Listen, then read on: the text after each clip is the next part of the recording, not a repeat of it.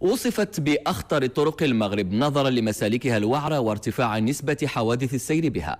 الطريق الوطنية رقم 9 الرابطة بين مراكش وورزازات تخضع حاليا لأشغال إصلاح وتهيئة. الروبورتاج من المقطع الطرقي الرابط بين تدارت ومرتفع تشكا، حيث الأشغال تقدمت بنسبة 60%. سمية بالعياشي والمعتصم بالله البعزاوي.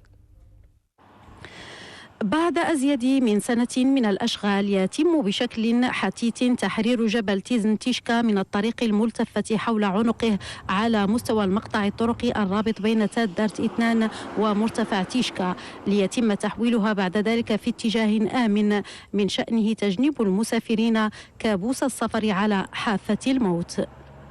الطريق ولات مزيانة، ولات واسعة، الفيراجات نقصوا، كثرت الزحام دابا على حساب الرموك ولا مزيان.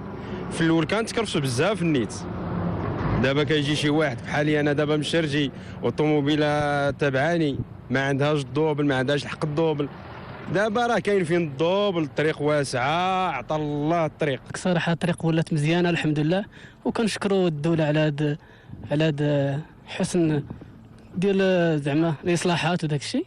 صراحه مزيان الحمد لله. كنتمنوا ان نزيدوا يكبروها شي شويه في بعض المناطق، وان الحمد لله راه غاديين معاها.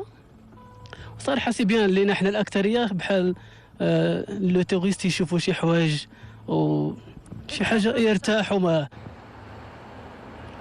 حذف المنعرجات الخطيرة والتي تفوق 90 منعرجا هي أهم بشرى للسائقين.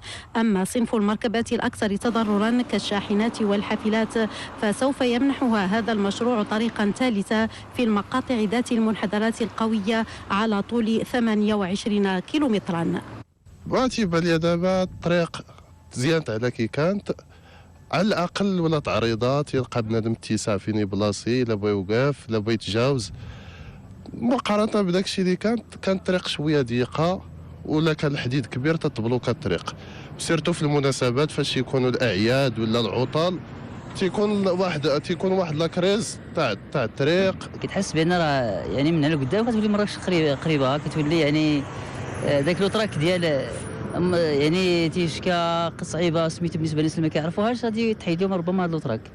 الأشغال بهذا المقطع الطرقي الممتد على طول 13 كيلومتر يرتقب انتهاؤها في أفق سنة 2016، فيما ستتواصل على مستوى المقاطع الطرقية الخمس المتبقية على مدى 5 سنوات.